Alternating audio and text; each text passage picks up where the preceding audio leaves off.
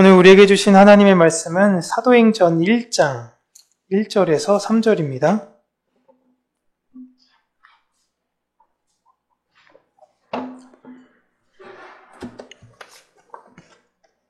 사도행전 1장 1절에서 3절 말씀, 우리 함께 한 목소리로 읽겠습니다.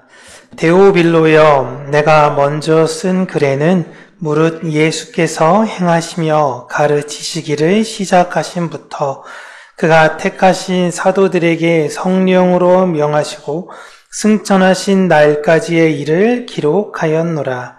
그가 고난 받으신 후에 또한 그들에게 확실한 많은 증거로 친히 살아계심을 나타내사 40일 동안 그들에게 보이시며 하나님 나라의 일을 말씀하시니라. 아멘.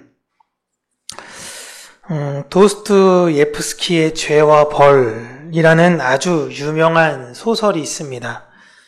저는 어렸을 때 우연히 저희 집에 이 책이 있어서 읽게 되었는데요. 너무 어린 나이에 읽다 보니까 사실 무슨 내용인지는 명확히 모르고 꽤 많은 분량을 읽었던 것만 기억을 합니다.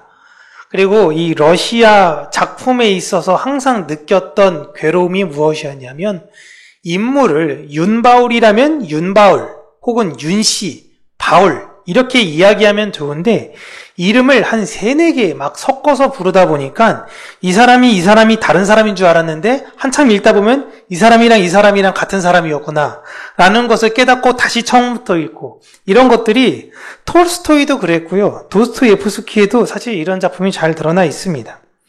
아마 이 죄와 벌이라는 작품의 내용은 잘 모르시더라도 이 제목은 아시죠? 들어는 보셨을 겁니다. 어디 나가서 죄와 벌 읽어보셨어요? 라는 그 제목만 이야기를 해도 책에 관심이 있다는 것으로 우리는 충분히 보여질 수 있어요. 이 책의 내용을 소개하자면, 이 책의 주인공 라스콜리코프는 가난하지만 스스로 지성이 높다고 생각한 법학생이었습니다. 라스콜리코프는 돈이 없어 늘 밀린 월세의 부담을 가지고 살며 생계를 위해 집안의 물건을 하나씩 돈이 없으니까요, 이바 노브나라는 전당포, 여자 전당포 주인을 찾아가서 돈으로 바꿔가며 그때그때 살아갔던 사람이었어요. 그는 가난이 사회 구조적 문제라고 생각을 했습니다. 그리고 이 사회 구조적 문제는 모든 법을 초월한 비범한 사람만이 해결할 수 있다는 사상에 빠지게 돼요. 한 장 넘겨주시겠어요? 이 작품을 가르는 가장 중요한 내용이 이겁니다. 비범인과 범인. 그리고 스스로는 이 비범한 사람이라고 이 주인공은 생각해서요, 가난한 이들의 돈을 착취하고 이 사회의 악인 이바노브나라는 전당포 주인을 찾아가 살해합니다. 그리고 그 자리에 있었던 이복사촌도 죽여요. 그렇게 목격자 없는 범행 현장을 라스콜리코프는 유유히 빠져나갑니다. 자신은 사회의 정의를 가져온 행위를 했다라고 스스로는 생각을 했어요. 나는 비범한 사람이기에 이러한 정의를 실현할 수 있어 라고 자신의 행위를 정당화하며 자신의 행위 앞에 담담할 줄 알았는데, 다른 범인들과 같이 말할 수 없는 두려움과 고통이 찾아옵니다. 여기서 범인은 사건의 범인이 아니라 일반적인 사람을 이야기하는 거예요. 비범인은 특별한 사람, 범인은 평범한 사람, 이렇게 구분을 합니다. 근데 이 라스콜리코프의 문제를 해결해 준 사람은 다름이 아닌 가족의 생계를 위해서 몸을 팔고 있는 소냐라는 여인입니다. 이 소냐는 아버지가 알코올 중독자에 어머니는 결핵 환자, 그리고 어린 2 동생은 집에만 있어야 하는 환경이에요. 일을 자신밖에 할 수가 없는데 일거리가 없으니 몸을 팔 수밖에 없는 겁니다. 이런 부조리해 보이는 상황에서 일을 할 수밖에 없어 몸을 파는 여인에게 당신은 어찌 그리 담대할 수 있느냐라는 라스콜리코프가 질문을 해요. 그때 소냐의 대답이 저에게 굉장히 충격적이었습니다. 소냐의 대답은 그건 하나님이 계시기 때문이지요 라는 거였어요. 몸을 팔고 있는 여인이라면 하나님과 무관한 삶을 살아야 되는 거 아닌가? 라고 생각했던 저에게 이 대목이 굉장히 큰 충격이었습니다. 그건 하나님이 계시기 때문에 저는 제 상황에 담대할 수 있습니다라는 거죠. 자신이 볼 때는 가장 낮은 곳에 있어서 가장 사회를 비판해야 하는 여인이 스스로를 비범인이라고 생각하는 자신이 가지지 못했던 진정한 비범한 모습을 보이고 있던 것입니다. 사회적 문제를 해결하겠다고 하며 스스로 비범하다고 나선 이는 정작 본인의 문제도 해결하지 못하는 연약한 사람이고 자신의 문제를 담담히 받아들이며 자신이 할 수 있는 범위에서 최선을 다하려는 자의 평범한 모습은 도리어 비범해 보입니다. 이 책은 우리에게 질문하고 있습니다. 누가 죄의 굴레 속에 벌을 받고 살아가는 중인가? 결국 라스콜리코프는 소냐의 설득으로 자수를 합니다. 그때 소냐가 하는 말은요, 내가 끝까지 당신과 함께 할 테니 죄를 외면하지 말고 당당히 벌을 받으세요. 그 뒤에 에필로그로는 라스콜리코프는 그 죄로 물론 이제 자수라는 정상이 참작이 되고요. 시베리아 수용소로 가게 됩니다. 처음에는 이제 자수를 했고 벌을 받아들일 준비를 했지만 막상 벌을 이제 받아들이려고 하다 보니 너무 힘든 거예요. 자신을 그런 환경에 넣은 소냐를 원망하기도 하고 그렇지만 점점 그 안에서 소냐가 끝까지 그곳에서 찾아와 자기를 향해 헌신적인 사랑과 신앙의 도움으로 점점 자신을 용서하는 모습을 발견하게 되고 새로운 삶을 받아들이며 끝이 납니다. 저도 어린 시절에 많은 잘못을 했어요. 그 잘못을 하고도요, 들키지 않을 때도 있었습니다. 그럼 안 들켰으면 괜찮은 것인가? 라는 거예요. 이게 굉장히 중요한 질문입니다. 라스콜리코프가 사람을 죽였습니다. 안 들켰어요. 그럼 괜찮은 것이냐? 아니다라는 거예요. 그것을 죄로 인식하는 순간 저는 이미 벌을 받고 있더라고요. 어렸을 때 겪었던 내 일이 이게 죄였구나 라는 걸 인식하는 순간 저는 그 형벌을 가지고 살아가고 있는 존재예요. 그 마음의 벌에서 자유로울 수 있는 방법은 내가 자수를 통해 스스로 죄인임을 자각하는 것밖에 없다는 것. 이것밖에 없다는 것입니다. 그래서 많은 이제 지명 수배자들이 경찰한테 딱 잡히고 나서 무슨 이야기를 가장 많이 하면 차라리 속 편하다라는 거예요. 그동안 계속 두려움 가운데 전전긍긍했는데 차라리 잡히니 속이 편합니다라고 이야기를 해요. 그런데 그런 마음에 있어서 내가 자수를 하고 내 죄를 고백할 때 필요한 인물이 있어야 한다라는 거예요.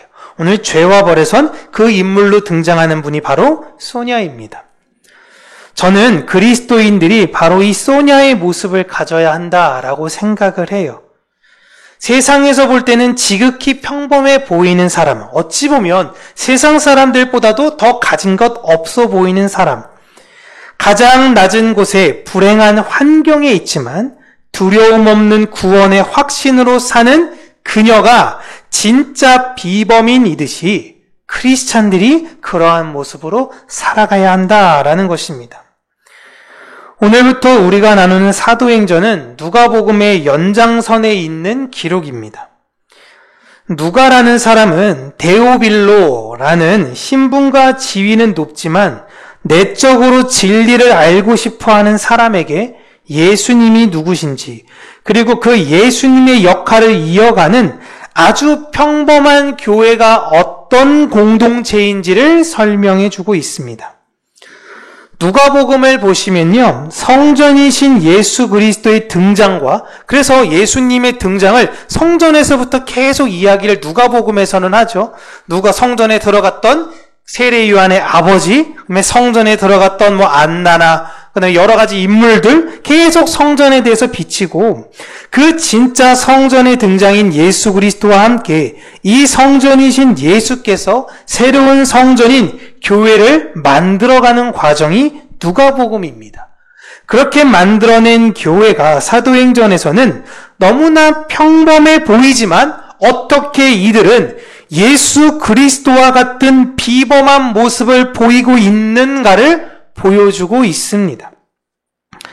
누가는 소냐의 모습으로 라스콜리코프라는 데오빌로라는 사람을 위해서 누가복음과 사도행전 이 두 권의 책을 쓰며 그가 갖고 있는 지위와 신분으로 스스로의 비범함을 버리고 예수 그리스도를 영접하기를 소망하고 있습니다. 우리는 성경 66권 전체의 내용을 사실 잘 아는 것도 좋으나 예수님을 모르며 교회를 모르는 분들에게 책을 소개한다면, 저는 새신자가 있다면 항상 요한복음을 소개하지만 교회를 어떤 곳인지 알고 싶다라고 하는 분들에게는 항상 누가복음과 사도행전을 읽어보십시오 라고 그들에게 권면해요. 또한 내가 교회로서 어떠한 역할을 하며 이 세상을 살아갈지를 모르는 분들은 다시 한번 이 한 주간 누가복음과 사도행전을 읽으면서 깊게 묵상하시면 많은 유익이 있으실 겁니다. 그렇게 우리는 이 사도행전을 앞으로 함께 배우면서 이 안에 있는 복음을 가지고 사는 사람들의 모습을 통해 우리가 위로받기를 원합니다. 누가는 사도행전을 기록하기 전에 누가복음에서 부활하신 예수님이 40일 동안 제자들에게 하나님 나라의 일을 가르쳐 주셨다라고 이야기를 해요. 근데 예수님은 제자들과 함께 동고동락하시며 3년 동안 하나님 나라를 가르치셨어요. 그런데 다시 부활하시고 40일 동안 이 중요한 시기에 말씀하셨던 강론은 오직 하나, 하나님 나라였습니다. 이것만을 가르쳐 주셨어요. 분명히 아마 예수님이 3년 동안 했던 이야기와 같은 내용을 전해 주셨을 거예요. 제가 이런 추론을 하는 이유는 다른 제자들이 이 내용이 다른 내용이었다면 성경에 길게 기술했을 텐데 이 내용을 기술하지 않는 것을 보면 이미 이전에 예수님이 하셨던 말씀을 다시 한번 반복하셨을 거다라는 것입니다. 그런데 놀라운 건 같은 이야기를 했는데 받아들이는 제자들은 전혀 달랐다라는 거예요. 누가가 이것을 기록으로 남기려고 하는 이유였어요. 예수님은 같은 말씀을 하셨는데 받아들이는 사람들이 완전히 달라지는 것을 두 책을 통해서 보여주는 것입니다. 무엇으로 인해 이 사람들이 이렇게 바뀌게 되었는가? 왜 이렇게 달라졌는가? 라고 이야기하면 누가복음과 사도행전 그 서두를 나오고 있는 바로 성령님이 그 중심입니다. 스스로 비범인이라고 생각했던 제자들이 예수님이 돌아가시고 자신들의 정체성이 흔들릴 때 성령님께서 소냐와 같이 라스콜리코프와 같은 그들에게 가야 할 방향성을 알려주신 거예요. 누가복음에서 제자들과 사도행전에서의 제자들은 성령님으로 인해 완전히 구분이 됩니다. 이 변화된 모습을 보며 교회란 성령님께서 임재한 스스로를 평범한 사람이라고 말하는 사람이라는 걸 우리는 알 수 있어요. 다시 한번요. 교회란 성령님께서 임재한 스스로를 평범한 사람이라고 말하는 사람들입니다. 나는 특별하지 않아요.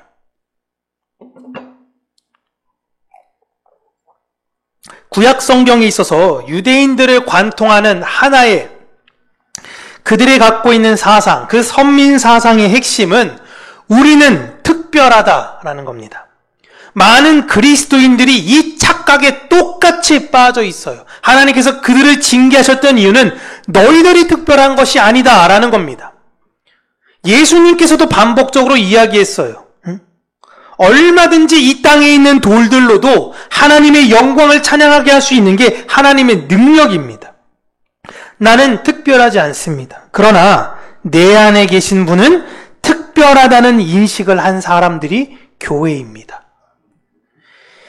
예수님이 함께 하시니 나는 특별하다라고 생각하시면 안 돼요. 제자들이 예수님이 함께 하니 자신들은 제자잖아요. 특별하다고 생각했습니다. 우리는 특별한 사람들이야. 역사도 나왔잖아. 그런데 예수님이 떠나시고 시련이 닥치자 아주 한없이 초라해져 버리는 자신들을 발견합니다. 돈이 많으니, 아빠가 부자니, 좋은 대학을 다니니, 나는 그러니 특별한 사람이야. 이런 게 아니에요. 그런 거 사라지면 여러분 아무것도 아닌 거예요. 아무것도. 우리는 성령님이 없으면 아무것도 아닌 존재들입니다. 사도행전에서는 성령님이 없음에도 스스로를 비범한 사람이라고 생각하는 무리들이 반복적으로 등장합니다. 그들이 이 세상을 살면서 가지는 두려움에 관한 질문을 교회는 성령 안에 있다는 대답을 해주는 것이 바로 사도행전이에요. 우리가 이 세상을 살며 두려워하지 않는 이유는 바로 우리 안에 계신 성령님 때문입니다. 라는 거예요. 그러나 세상 사람들은 우리에게 어떠한 방법을 요구할 거예요. 뭐 하면 마음이 평안해? 40일 기도하면 돼? 일주일 금식하면 될까? 행위야 방법을 물어봅니다. 아니에요. 내 안에 계신 성령으로 인해 나는 어떠한 환난 속에서도 담대할 수 있다 라고 고백하는 자들이 교회인 것입니다. 우리는 부모나 친구나 선생님 등 다른 분들을 통해서, 다른 소냐들을 통해 하나님의 사랑을 소개받은 데오빌로들입니다. 제가 하는 역할도 여러분에게 하나님이신 성령님을 소개하는 것이 전부예요. 제가 어떻게 여러분 마음 안에 들어가서 여러분의 마음을 헤집고 그 마음을 변화시킬 수 있겠습니까? 저는 능력이 없어요. 그러나 성령 하나님은 여러분을 얼마든지 변화시킬 수 있으신 분이라는 걸 저는 믿습니다. 대단하고 특별한 삶을 살아야 한다고 여러분에게 말하는 것도 아니에요. 내 삶이 진짜 시궁장 같아도, 너무나 외롭고 괴로움에 있어도 내 안에 성령님이 계시다라면 이 세상을 비범하게 살아갈 수 있는 사람들입니다. 우리는 이 세상에 성령 없이도 얼마든지 유능하고 잘 살 수 있어 라고 거들먹거리는 사람들, 스스로 비범인이라고 이야기하는 사람들에게 진짜 평안이 무엇인지를 우리의 삶으로 보여줘야 되는 사람들이에요. 돈을 사랑하면 여러분, 돈이 없음에 두려워합니다. 명예를 사랑하면요, 누가 나를 무시하는 것이 두려워요. 학생들이 지금 여러분, 애들은 점점 줄어든다라고 이야기하는데 좋은 대학 들어가는 건요, 훨씬 더 어려워졌습니다. 지금은 기본이 재수예요. 기본이. 학생들이 더 좋은 대학을 가려는 이유는 그 안에 들어가면 내가 평안이 생기니까 라는 것이 아닙니다. 두려움을 없애기 위해서예요. 무시받고 싶지 않아요. 평안을 얻기 위해서 이 세상 사람들 너무너무 열심히들 살아요. 너무너무들. 그런데 놀랍게도 겉으로 볼 땐 그들은 비범인으로 보이죠. 뛰어난 학벌, 많은 재산, 총명한 머리. 그런데 내 안에 성령님이 계시지 않으면요, 이 두려움은 사라지지 않습니다. 교회는 이 세상의 등불입니다. 등불.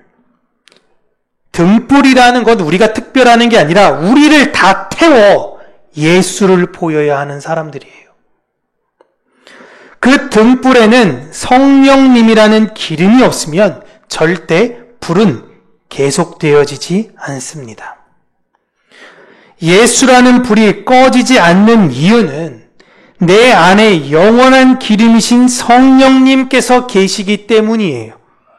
내가 예수를 들고 비추리라가 아니라 내 안에 계신 성령으로 인하여 내 열매인 예수가 나오는 것입니다.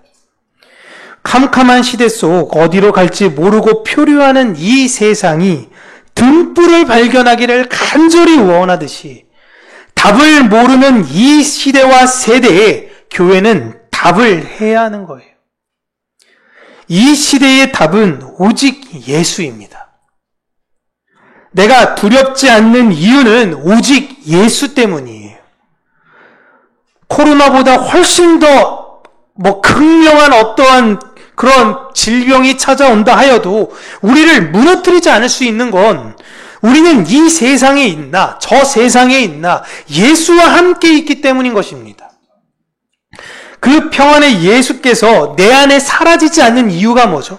내 안에 사라지지 않는 이유는 바로 내 안에 성령님이 함께 계시기 때문이에요. 이걸 다른 사람들에게 무언가 설명하기가 너무 어렵습니다. 너무 어렵지만 내 안에 계신 예수로 나를 담대하게 하며 성령님을 통하여 이 세상의 평안을 전하게 하십니다. 설명할 수는 없어요. 그런데 저 사람이 평안한 사람인 건 알겠어. 라는 것이 세상 사람들이 교회에 대한 평가인 것입니다. 그렇게 데오빌로였던 우리가 다른 데오빌로들에게 예수님과 성령님을 담대하게 전해야 하는 것입니다. 그 은혜로 충만했던 초대교회의 모습을 우리가 이제 사도행전을 통해서 계속 살펴볼 때에 우리 평강교회 안에서도 다른 것으로 충만한 것이 아닌 예수로 충만한 자들이 가득하여 우리 안에 성령의 교통이 무엇인지를 이 세상 가운데 보여주고 하나님의 평안이 무엇인지를 보여주는 그런 은혜 받은 2025년이 되는 평강교회가 되기를 저와 여러분들 되기를 주님의 이름으로 축복합니다. 기도하겠습니다. 살아계신 하나님 아버지, 우리 안에 계신 성령 하나님으로 인하여 우리가 이 세상에 사는 이유와 목적을 알고 우리가 어떻게 나아가야 될 방향을 아는 것임을 잊지 않게 하여 주시고 예수 없이는 그 어떤 방향성도 알지 못하여 이 세상의 허탄한 것에 빠져 동일하게 살아갈 수밖에 없음을 하나님 우리가 자각하게 하여 주시며 우리의 모든 것을 다 태워서라도 예수 그리스도를 이 세상에 알리고자 그분이 참 평안임을 이 세상 가운데 알리는 교회가 되게 하여 주시기를 간절히 간구하고 소원합니다. 그러하여금 우리가 데오빌로로 하나님 은혜 안에 초청받았듯이 또 다른 이들에게 하나님께 초청하는 우리가 누가가 되게 하여 주시고 초청받은 데오빌로들이 다음 또 데오빌로들에게 복음을 전하며 하나님의 나라가 점점 확장되어지는 그 아름답고 복된 역사가 우리 평강교회를 통해서 일어나기를 소망하오니 살아계신 하나님 아버지, 이곳에 모인 우리 성도님들에게 크신 긍휼 허락하여 주시고 하나님의 사랑으로 말미암아 2025년에는 다른 곳에 마음을 두는 것이 아닌 참 평안을 바라보며 걸어가게 하여 주시옵소서. 예수님 이름으로 기도합니다. 아멘.